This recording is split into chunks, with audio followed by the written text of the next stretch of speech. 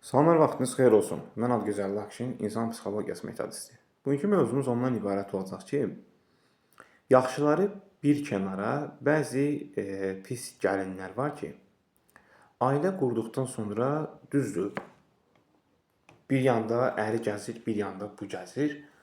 Birinin canlı bir şahidi olunan bir epizod var. Uşaq qucağında, əri demirəm, ərciyi deyirəm eləsinə. Çünki ən azından xəbər tutmalı idi. Nəysə gəldi, uşaq çıxdı, getdi avtobusda, uzun avtobus. Uşağın ərini yola verən kimi telefon çıxdı ələ, çaq, mesaj, ora-bura, başqasıyla danışan. Buna da nalayiq söyüşlər zadlar. Rusların bir etimologiyası var. Deməli, bunu sən götürsən, deməli, sənin palojnandır. Və nəticə etibarı da burada belə bir ifadə ortalığa gəlir. Sən evlənəcəkdinsə, ailə quracaqdınsa, bu yediyin sənin pox nədir? Bu qələt sən nədir edirsən? Sən ailə quracaqsa bu nədir? İçin yanır? Yoxsa xəstəsən beyindən? Bu hansı bir nə dinə, nə əxlaqa sığır? Və nəticə etibarı ilə də qınaq obyektinə çevrilən ki, başqasının ki, pirmej gətirməz, o gəzir, bu gəzir. Sən əxlaqından danış. Sən nəyə lazım? Cəhənnəmə kim gəlsə gəlsin. Biraz kobud səslənən ifadələrdir. Adətən bu kimi insanlar haqqında danışanda inan elərinə bu da azdır.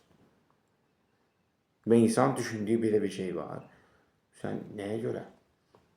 Yeməyin mi azdır, çörəyin mi azdır? Yoxsa evindəki mi biraz haşiyədən kənar olacaq, biraz qeyri-etik olacaq? Yəni, o mu loxdur? Deməli, insanın daxilindən qaynaqlanır, əxlaq tərbiyədən. Taxta bitini necə bir qutunun içərisinə qoysan, yenə də taxta ilə zadla cütləşəcək, o da eyni ilə də elədir. Ya da eyni ilə bir qızı apar qoy 100 kişinin içərisində, kişi xarakterində qalacaqsa, deməli qalacaq.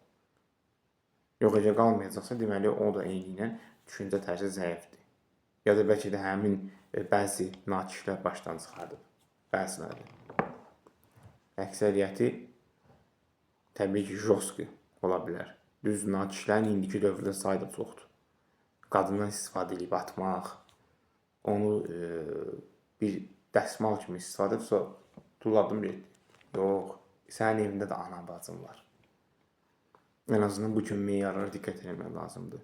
Bəzi insanlar olur, deyilən sözə toxunur. Yopoxu sən də yeyirsən. Eləyirsən axı, faktiki danışırsan, görürsən ki, qarşı tərəf yadında qıcıqlıq. Niyə narahat olursan ki? Sənin problem nə var burada? Səni söyləyəm, yoxsa səni təhqir edirəm, yoxsa səndən mi danışılır burada? Bəzən insan hər zaman müəyyən etapı gözləmir.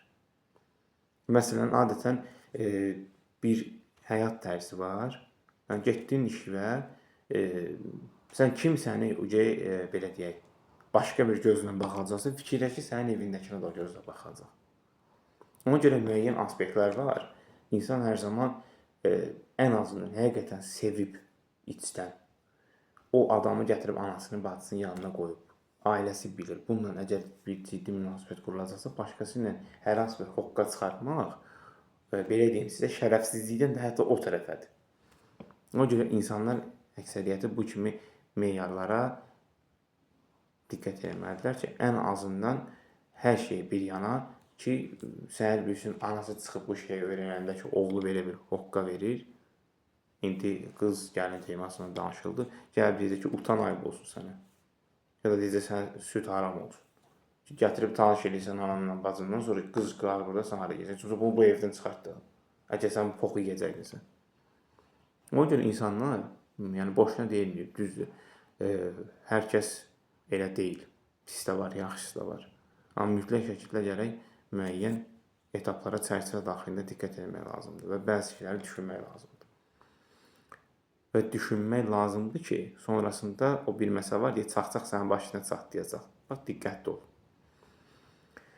Bu qədər. Suallarınız olduğu təqdirdə şərh bölməsinə yaza bilərsiniz və yaxud hər hansı fikirləriniz olduğu təqdirdə bölüşə bilərsiniz.